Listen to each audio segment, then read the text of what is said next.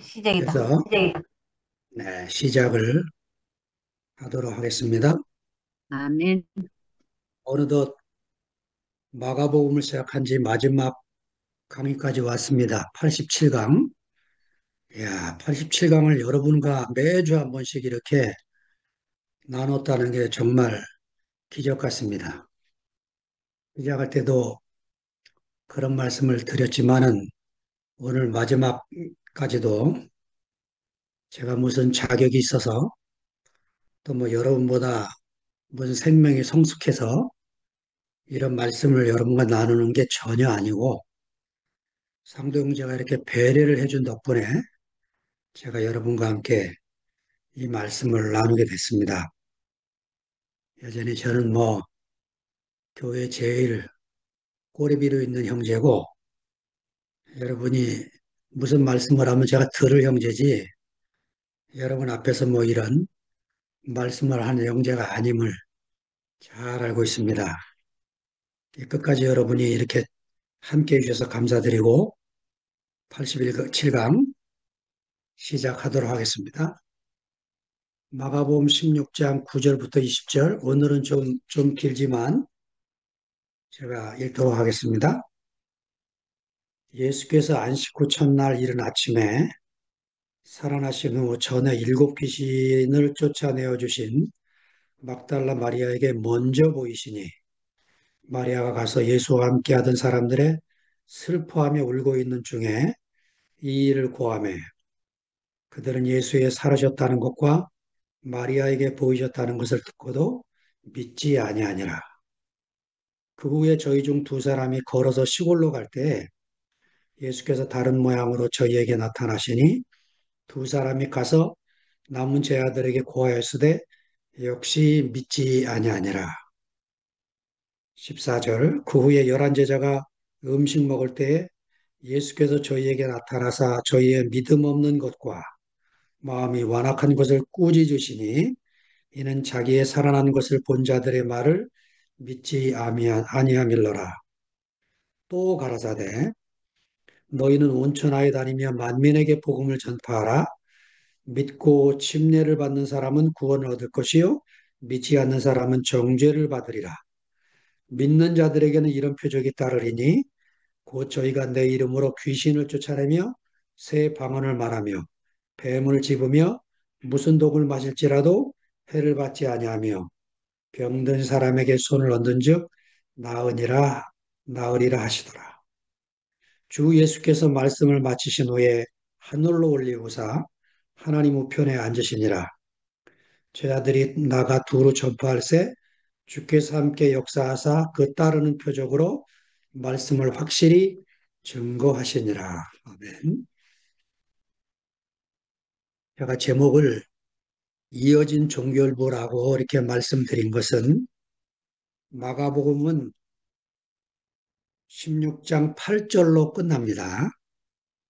근데 왜 이런 종결부가 붙었나? 여러분 이제 다른 복음서 마태나 누가나 요한복음을 읽으면 아 이거 마가의 기록이 아니구나 하는 것을 금방 알 수 있는 그런 부분들이 많이 나옵니다. 예를 들면 이 구절에요. 그 막달라 마리아를 일곱 귀신을 쫓아내어 주신 막달라 마리아 이렇게 표현을 합니다. 마가가 이런 정보를 16장 8절까지 쓰는 동안에 몰랐어요. 만약에 알았다면 막달라 마리아 얘기를 할 때 이거를 썼을 것입니다. 아, 몰랐어요. 그리고 마가는 16장 8절까지 마친 겁니다. 그런데 후대에 교회 안에 부활하신 주님을 만나고 또 그 주님을 그 체험하고 또 다른 사도들을 통해서 이야기를 듣고 이러면서 예, 마가 이후에 마가 공동체 형제들이 뒤에 이렇게 덧붙이게 된 거죠. 예, 그리고 쓰는 용어들을 보면 마가의 용어와는 다른 이런 표현들을 이제 확인해 볼 수가 있습니다.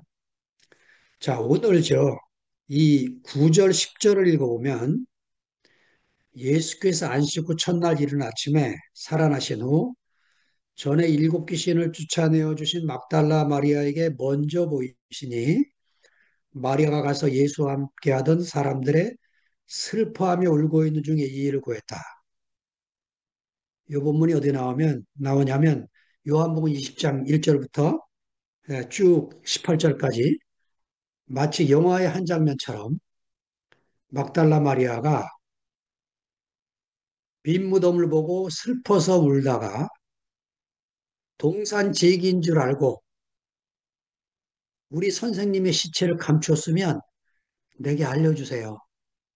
이렇게 애절하게 부탁을 하는데 갑자기 이 동산지기 같은 분이 마리아야 이렇게 이름을 부르니까 눈이 확 열리게 되는 장면이 요한복음 20장에 나옵니다. 모임 마치고 시간 되시는 분들은 요한복음 20장을 한번 쫙 읽어보십시오. 이 영화 같은 장면을. 예. 그리고는 막달라 마리아가 부활하신 주님을 만났다고 제자들에게 가서 복음을 전했는데 이 슬퍼하며 울고 있는 제자들이 예, 듣고도 믿을 수가 없다는 거예요. 그 제자들뿐만 아니고 우리들이 다 그렇습니다. 들은 건 못 믿겠어. 내가 눈으로 확인해야 돼. 예, 이런 사람들인 거죠. 예. 또 부활한 주님을 만난 막달라 마리아, 이 여인들의 증언은 다시 증언으로 인정을 해주지 않는 그런 분위기였기 때문에 이 슬퍼하며 우는 제자들에게 아무 도움이 안 되는 그런 증언이었습니다. 자, 11절, 13절로 넘어갑니다. 그들은 예수의 살으셨다는 것과 마리아에게 보이셨다는 것을 듣고도 믿지 않았다. 그 후에 저희 중 두 사람이 걸어서 시골로 갈 때 예수께서 다른 모양으로 저에게 나타나시니 두 사람이 가서 남은 제자들에게 고하였을 때 역시 믿지 아니하니라. 여러분 이 본문이 어디 있는지 아시죠? 누가복음 마지막 장에 엠마오 두 제자가 예루살렘에서 고향 엠마오로 돌아가는데 갑자기 어떤 낯선 남자 하나가 두 사람의 대화에 끼기 시작을 합니다. 예, 무슨 얘기를 이렇게 하세요? 아니, 당신 지금 예루살렘에서 내려오면서 그 큰 일을 뭐로 하고 이제 우리가 예수라는 한 분이 우리 민족을 구원해 주기를 기대했는데 십자가에 죽어버리고 말았다. 우리가 상심해서 지금 고향으로 돌아가고 있다. 이 말을 하니까 예, 예수님이 모세의 말과 선지자들의 말을 읽으면서도 깨닫지 못하는 그들을 책망을 합니다. 그러면서 그 글에 나타난 그리스도에 대한 이야기를 풀어주실 때 이 사람들의 마음이 뜨거워지기 시작을 해요. 해가 저물어 갈 때, 여러분, 우리 예수님 특징이 뭔지 아세요? 붙잡지 않으면 지나갑니다. 마가복음에도 풍랑 잃은 제자들을 도우러 갔지만, 예, 도와달라고 부르지 않으면 지나가세요. 이 마가복음, 누가복음에 써 있는 장면도 예수님이 그냥 가려고 하시니까 이제 이 두 제자가 가슴이 뜨거워진 두 제자가 이게 주막에 가서 우리 식사하면서 대화를 좀 더 나눕시다. 그래서 주막에 가서 떡을 뗄 때 사라지십니다. 자, 이 떡을 뗄 때 사라졌다. 이게 뭡니까? 부활한 예수님은 너희가 소유하고 가지고 있을 뿐이 못 된다는 거죠.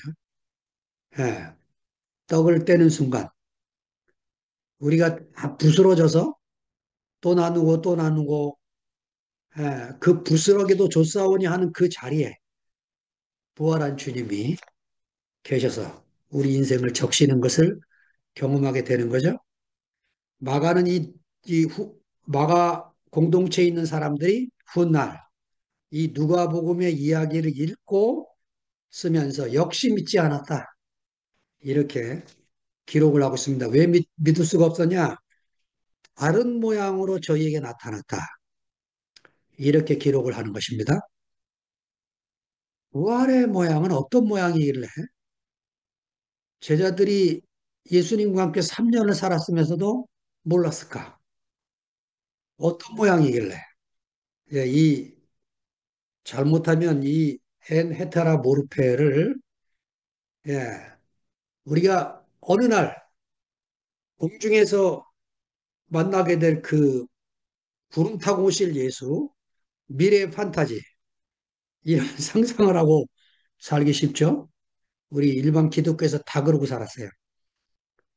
근데 이제 생명의 세계에 와서 몸이 연결되고 형제들 안에 나타나는 주님의 모습을 보면서, 아하, 이게, 예, 부활의 주님이 어느 날 이 지구의 종말이 끝나는 날 그렇게 될지도 모르겠지만, 이 부활의 세계는 그런 세계가 아니고, 예? 팔치와 야곱이 축복하는 자로 변화되고, 도망갔던 제자들이 목숨을 내놓고 그리스도의 길을 따라가는, 예, 이게 부활의 생명의 주님을 만났기 때문에 가는 길임을 알게 되는 거죠. 뭐 의심하는 게 사실은 당연한 겁니다.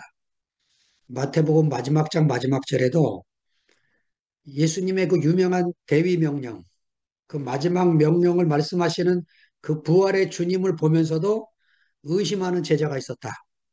이렇게 기록을 합니다. 그러니까 부활의 이 주님은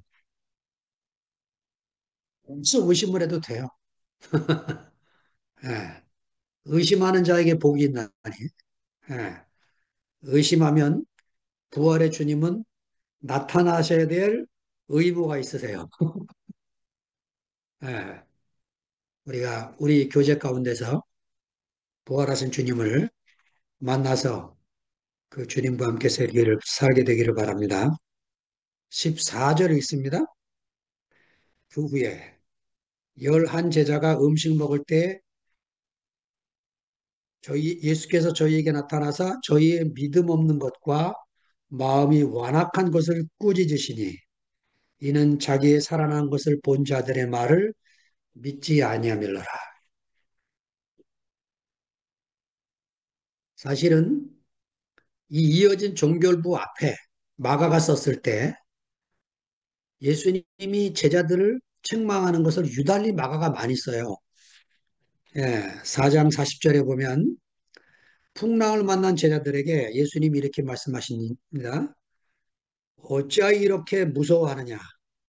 어찌하여 믿음이 없느냐? 잠자는 예수님을 깨우니까 이런 말씀으로 책망을 하십니다. 8장 17절 18절에 보니까 예수님이 그 천국 비유를 네 가지 밭에 대한 비유도 하고 또 그 바리새인들의 누룩을 조심하라고 말씀을 하셨는데도 못 알아들으니까 이렇게 말씀하시는 거예요. 아직도 알지 못하며 깨닫지 못하느냐? 너희 마음이 둔하냐? 눈이 있어도 보지 못하고 기억하지 못하냐? 모든 책망의 언어는 다 썼어요. 마가복음 8장 17, 18절에. 제자들은 계속해서 책망을 받았는데 결정적인 책망은 마가복음 8장에 예수님이 장로들과 대제장들에게 미움을 받고 핍박을 당하고 고난을 받고 버림받아서 십자가에서 죽고 사흘 만에 부활해라. 이 얘기를 하자마자 베드로가 꾸짖습니다. 왜 그렇게 꾸짖겠어요? 당연히 이해되죠. 베드로가 보기에 예수는 젊어요. 베드로 나이가 많고 이 젊은 스승이 대책 없는 말을 하는 거야. 자기들이 일생을 걸고 지금 스승을 따르는데 무책임한 말을 하는 거예요. 아니 죽는다니. 그럼 우리 인생은 어떻게? 내 인생 돌리도 이렇게 하는 얘기를 하는 겁니다. 지금. 예수님이 또 꾸짖습니다. 베드로가 꾸짖고 예수님이 꾸짖고 이런 장면이 마가복음 안에 이제 펼쳐져 있는 거죠. 예. 그 믿음을 갖는 건요, 우리의 결심으로 되는 게 아니죠. 예, 안 됩니다. 뭐, 구원파에서는 교리를 잘 정리해서 당신이 구원받은 날이 몇 날, 며칠, 몇이라고 가르치기도 하는 모양인데, 예, 그 교리적인 설명을 잘 듣고, 아, 예수님이 이래서 죽었구나 하고 이해하고 받아들이는 것도 믿음에 도움이 될지 몰라요. 그러나, 예, 그 내가 결심해서 가질 수 있는 게 아니고, 말씀하는 자, 메신저가 신뢰를 주기 때문에 그 메시지를, 그 메신저의 메시지를 받아들이게 되는 거죠. 예, 그래서 우리가 그 신뢰하는 인격 때문에 교회 생활을 잘 누리고 살아오게 됐는데, 우리가 한 가지 주의해야 될 게 있어요. 지금에 와서. 뭐냐. 메신저가 신뢰될지라도 그가 하는 메시지에 대해서 베레아 사람들처럼 주의 깊게 살피는 일이 필요한 거죠. 사도행전 17장 11절에 보면 베레아 사람은 데살로니가에 있는 사람보다 더 신사적이어서 간절한 마음으로 말씀을 받고 이것이 그런가 하여? 이것이 그런가 하여가 뭐예요? 바울이 전하는 말이 정말 성서적인가? 해서 날마다 말씀을, 성경을 상고했다. 예. 제가 신사적이라는 말이 이게 왜 이렇게 번역을 했을까? 좀 찾아봤어요. 표준세 번역은 더 고결한 사람이어서, 유대인의 성경은 마음이 트인 사람들이어서, 자, 고결하고 마음이 트여 있는 이런 신사적인 사람들이 바울의 말을 듣고, 여러분, 그때 우리가 갖고 있는 이런 성경이 없었어요. 성경을 상고하려면 어디로 가야 되는 줄 알아요? 회당으로 가야 됩니다. 안식일밖에 다 모이질 않아요. 그럼 이 사람들이 개인적으로 가는 거예요, 개인적으로. 회당에 가서 회당장한테 우리가 궁금한 게 있으니까 시편 어디를 좀 꺼내주세요. 그러면 시편 두루마기를 꺼내주면 막 읽다가 야, 우리 여기 있네. 이 시편 22편이 예수님의 죽으심을 고난받으심을 예언한 기록이네. 저는 이번 주에 읽다가 또 하나를 발견했어요. 시편 88편이 예수님의 고난을 말씀하시는 귀한 말씀인 거를 이렇게 뒤늦게 알게 됐습니다. 그러니까 성경을 다른 번역으로 자꾸 이렇게 읽는 게 얼마나 우리에게 도움이 되는지 모르죠. 예. 제가 질문을 하나 드리겠습니다. 뭐냐면, 베레아 사람은 데살로니가에 있는 사람보다 더 신사적이어서 이게 무슨 말이냐면, 바울이 먼저 데살로니가에서 복음을 전하다가 폭동이 일어나는 바람에 피신해서 지금 베레아로 도망을 온 거예요. 그 데살로니가는 큰 도시고, 이 베레아라는 도시는 아주 소도시고, 산악에 있는 지역이에요. 그래서 웬만한 사람들은 여기를 안 와. 그런데 그 형제들의 도움으로 피신을 베레아로 간 거예요. 그런데 여러분 성경에 이 훌륭한 사람들에 대한 편지가 없어요. 데살로니가 전서, 데살로니가 후서가 있습니다. 데살로니가서만 해도 편지가 두 번이나 가요, 바울이. 근데 왜 베레아 편지는 없죠? 왜 베레아 전서, 베레아 후서는 없을까요? 네, 바울이 그들의 사는 모습을 보면서 베레아 형제들에게는 쓸 말이 없었어요.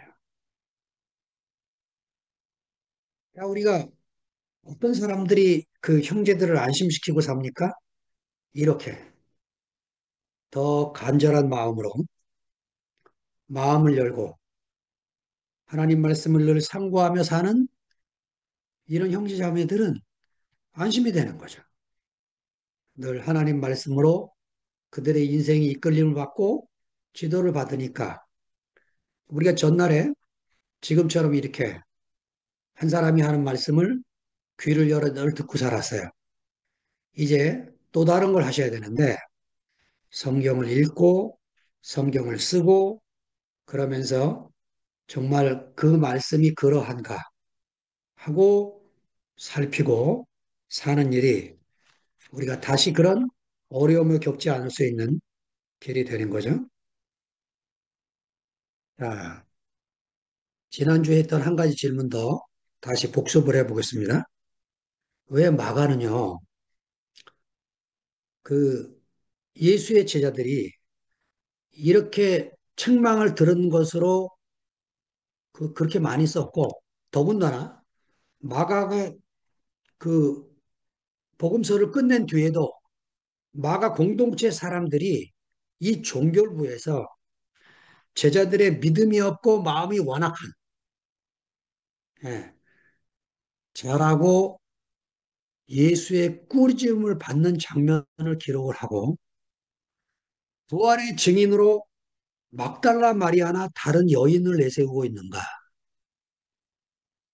왜 제 아들은 한 사람도 증인으로 안 세우고 마가복음이 유달리래요, 유달리. 예.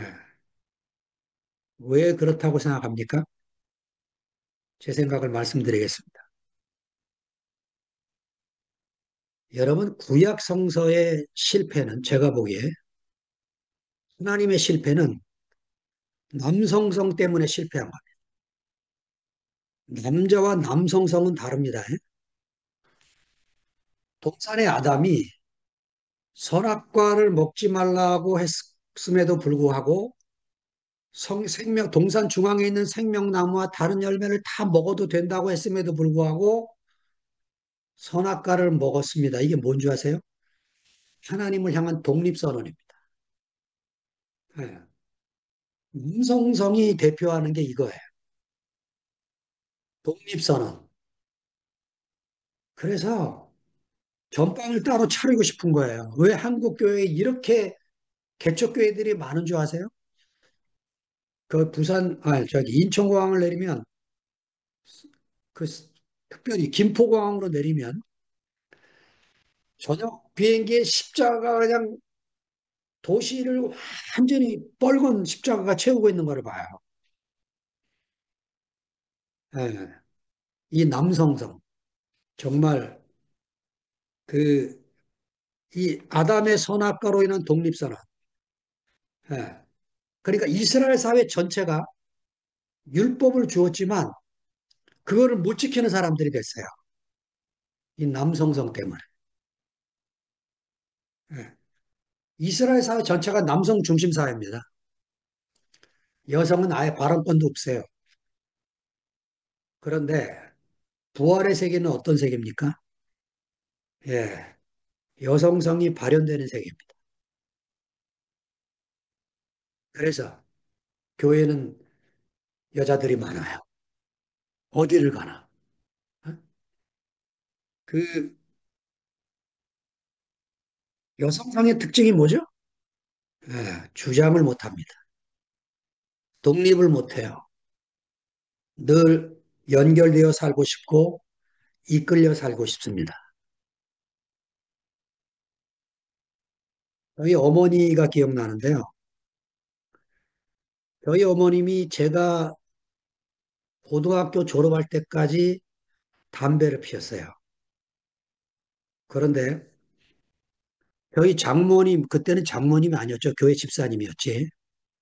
저희 아내 되는 어머니가 저희 집을 놀러 오셨어요. 한 번도 저희 집에 오신 적이 없으세요. 그리고는 오셔서 이렇게 말했습니다. 저희 어머니한테. 아니, 아들이 신학교를 간다는데 어머니가 이렇게 집에만 계시면 어떠시냐고 하면서 교회를 다녀야 된다는 권면을 오래도록 말씀하시고 가셨어요. 여러분, 우리 어머님 어떻게 하신 줄 아세요? 담배를 계속 피셨어요. 그 다음 날로 담배 딱 끊고 그 다음 주에 교회 나가셨어요. 이게 여성성의 자리입니다. 아마 제가 불교의 스님이 된다고 갔으면 절간으로 오셨을 거예요. 이게 여성성의 자리예요. 그러니까 우리가 나이 50이 넘으면 갑자들이 여자들이 힘이 세져 갖고요. 막 쌍욕도 나오고 막 싸우고 막 이럽니다. 이 남성성이 막 발현이 돼. 예? 근데 남자들은요, 50이 넘으면서 이 호르몬의 변화가 일어나서 빈 둥지 증후군이 돼서 집에만 자꾸 있으러 거꾸로 여성들이 파티로 나가려고만 그러고 예? 이게 하나님이 다 이유가 있는 거죠.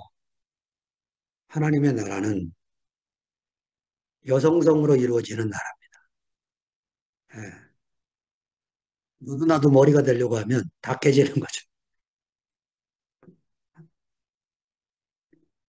15절, 16절 있습니다. 또 가라사대 너희는 온천하에 다니며 만민에게 복음을 전파하라. 믿고 침례를 받는 사람은 구원 얻을 것이요 믿지 않는 사람은 정죄를 받으리라. 이상해요. 그 제자들에게 애도 기간 끝났으니까 나가서 전파하라 그러시면서 하시는 말씀이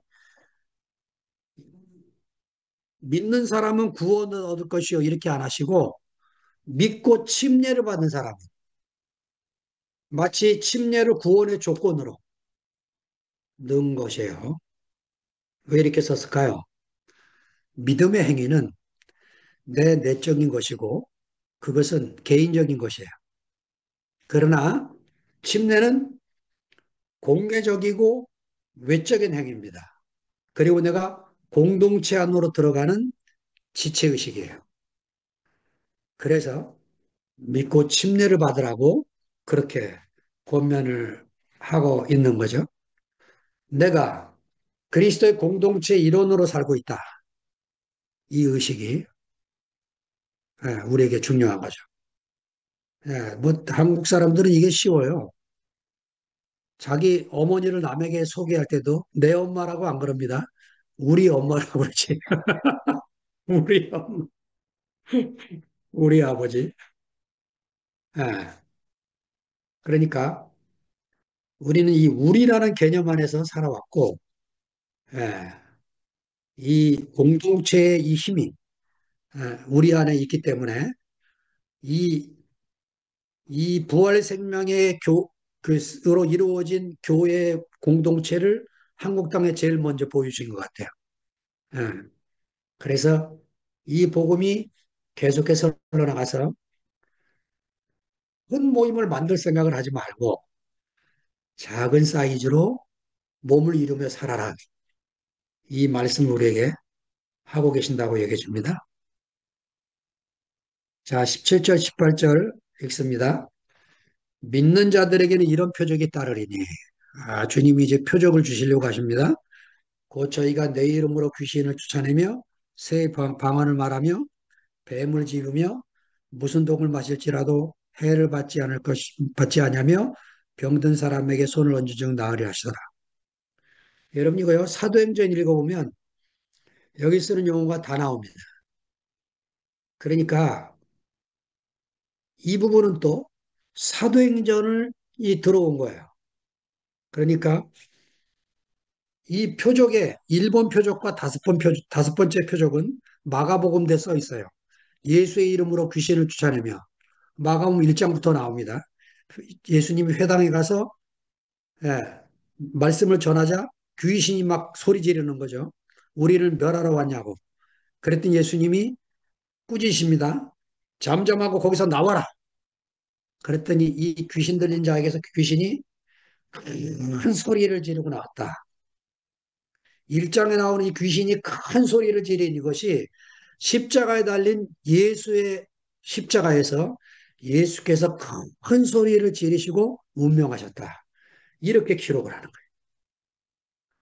그러니까 마가가 지금 이 표적을 말씀을 해주고 새 방언을 말하고 사도행전 2장에 나옵니다. 방언이 뱀을 자, 보면 사도행전 마지막 장에 나와요. 무슨 독을 마실지라도 해를 받지 않는다. 예, 이 말씀을 조심하십시오. 이 독은 무슨 농약이나 이런 게 아니에요.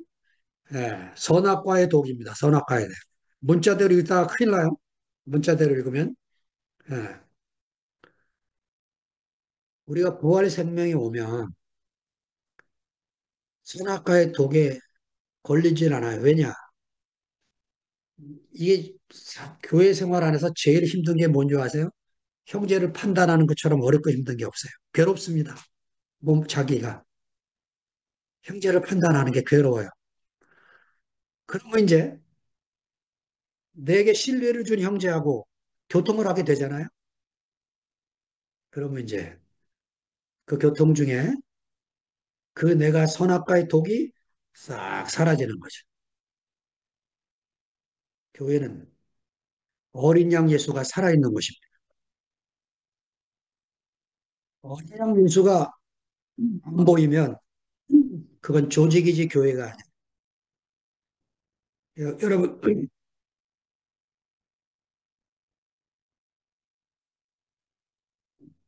우리 교회처럼 조직이 없는 교회가 또 있어요. 형제 교회도 조직이 없고 퀘이커 교회도 조직이 없습니다. 그렇다고 몸이 될까요? 그게 아니에요. 그렇다고 목사 제도도 안 세우고 아무도 안 세우면 몸이 됩니까?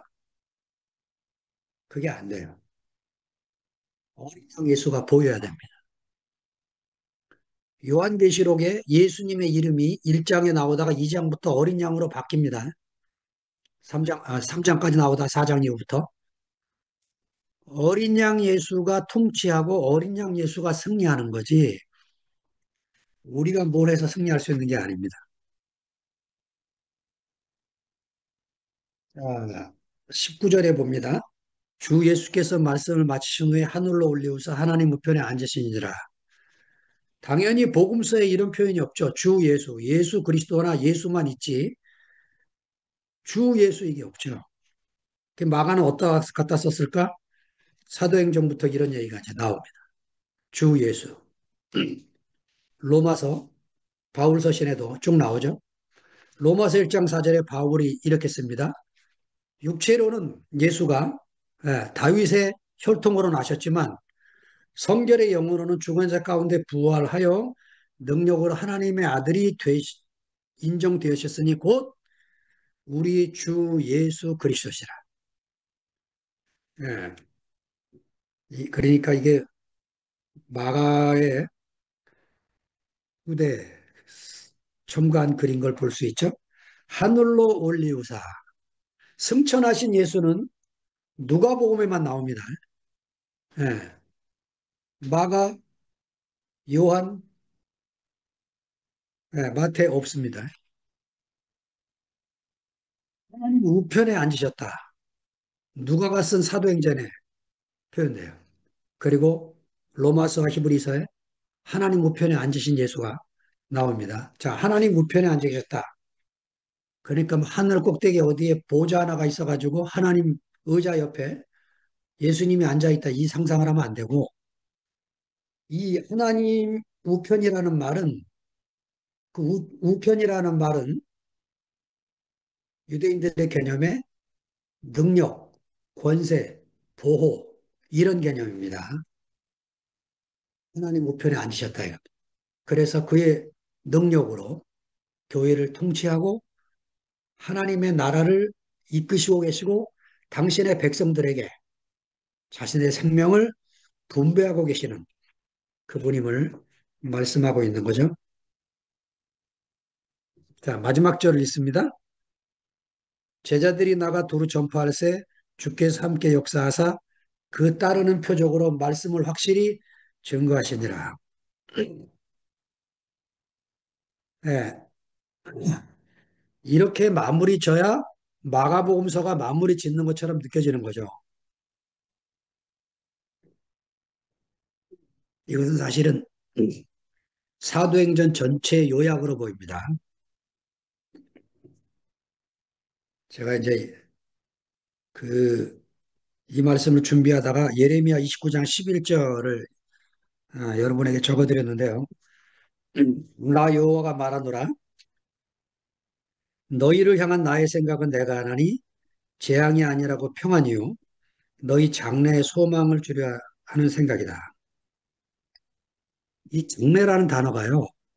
아하르라는 히브리어인데 이게 뒤에 따라오는 이런 개념의 그 말씀인데 뒤에 따라오는 걸 얘기하려고 장래라는 말을 쓴 거예요. 이거를 이제 우리가 이해하기 쉬우면 조종 경기를 생각하면 이해하기 쉬운데요. 모든 운동 경기가 자기가 나가는 방향으로 몸이 서 있어야 됩니다. 그런데 이 조종 경기만큼은 자기가 나아가는 방향의 반대쪽으로 앉아 있어야 돼요. 우리는 시간을 오해하는데 시간이 흘러가는 거, 장래라는 말은 내가 앞으로 나아가는 것으로만 생각하기 쉬운데 조종 경기는 앞을 바라보면 안 됩니다. 뒤를 봐야 돼, 뒤를. 내가 지금 노를 젓는 그 뒤를 바라보면서 앞으로 나가는 이게 장래란 아하르의 말의 개념이라는 거예요. 그러니까 예레미야가요. 지금 이 얘기를 왜 하냐면 현실을 보면 재앙이야. 나라가 멸망해서 포로로 끌려가고 있어요. 이 바벨론 장군이 그 예레미야한테도 묻습니다. 너 여기 살래? 아니면 바벨론은 가 살래? 그 예레미야도 지금 포로로 가서 바벨론에 가 살지 이스라엘 백성과 함께 끌려가서 아니면 남은 자들과 함께 남을지를 결정해야 된 그런 상황에 하나님 말씀이 온 거예요. 그러면서 이렇게 말하는 겁니다. 너희에 대한 하나님의 생각은 재앙이 아니라는 거예요.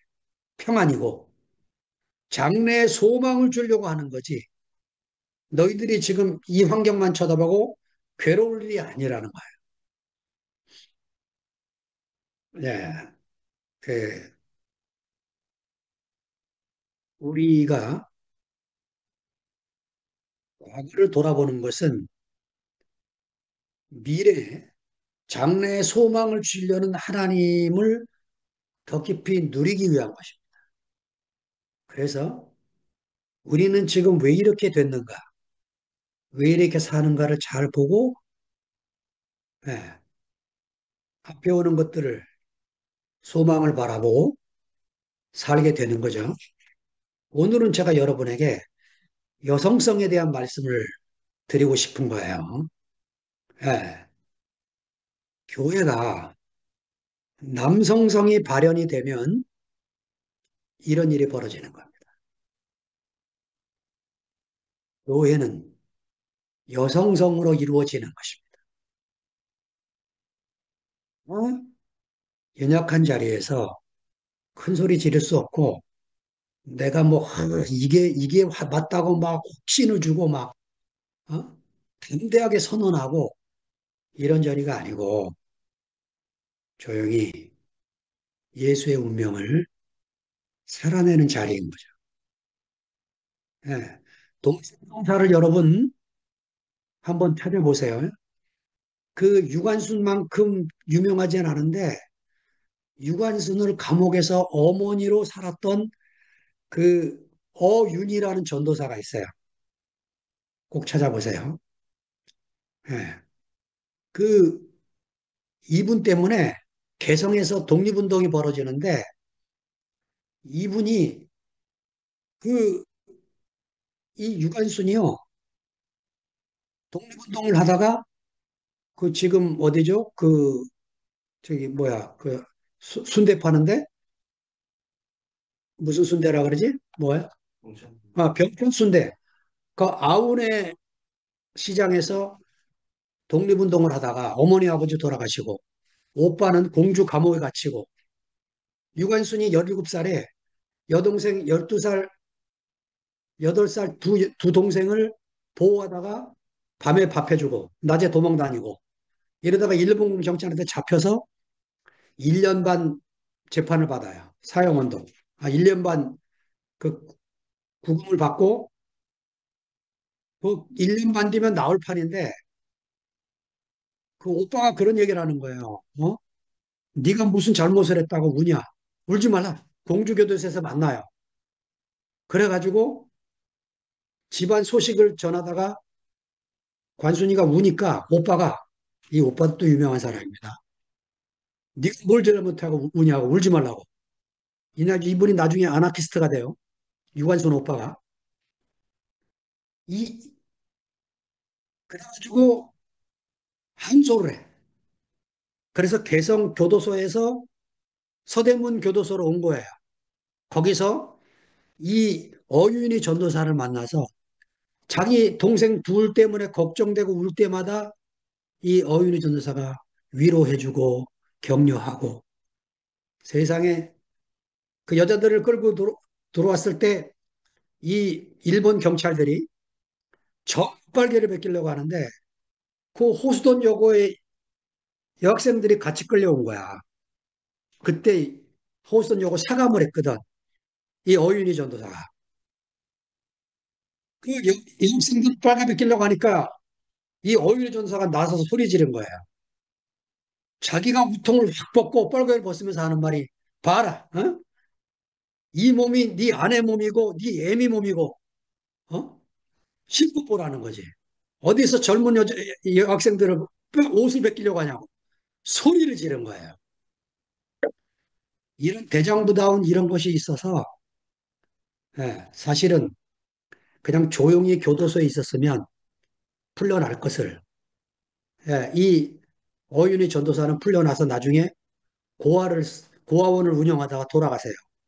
근데 이 유관수는 살아나가 봤자 아무 희망이 없어 자기는.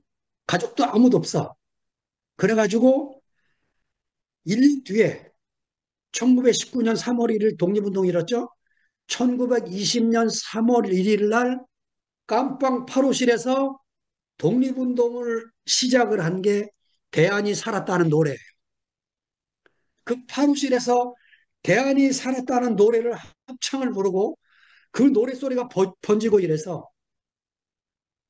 결국은 손톱을 빼고 고문을 하고 손가락을 자르고 이러면서 유관순을 죽여서 묘지에 묻혔어요.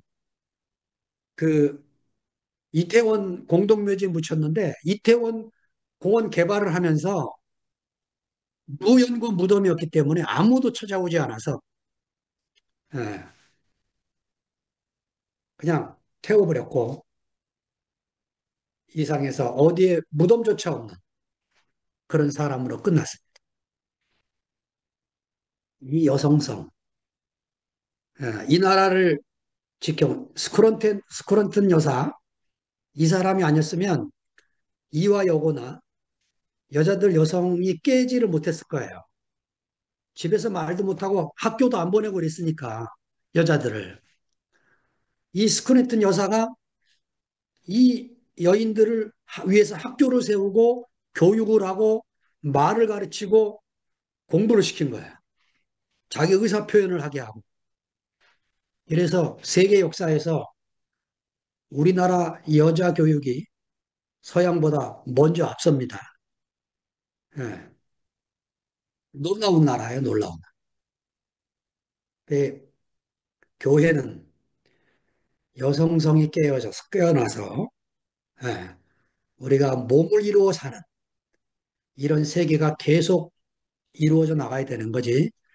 남성성이 발현되면 예, 아무 직책이 없지만 권세를 잡은 자가 또 그리스도 이후에 또 나타나는 거예요.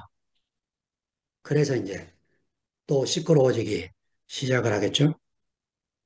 예, 오늘 마지막까지 제 얘기를 정말 이렇게 들어줘서 감사드리고 아무리 생각해도 저는 말씀을 전하고 나면 늘 부끄럽고 늘 허물이 많고 그 우리 아들하고 아내가 제발 그 설교하면서 말씀 전하면서 자 이런 뭐 윤석열 같은 소리 하지 말라고 그래가지고 저도 한번 들어봤는데 진짜 많이 하더라고. 하여튼 제가 말씀 전하고 나서 저는 부끄러워서 못 들어요, 제 이야기는.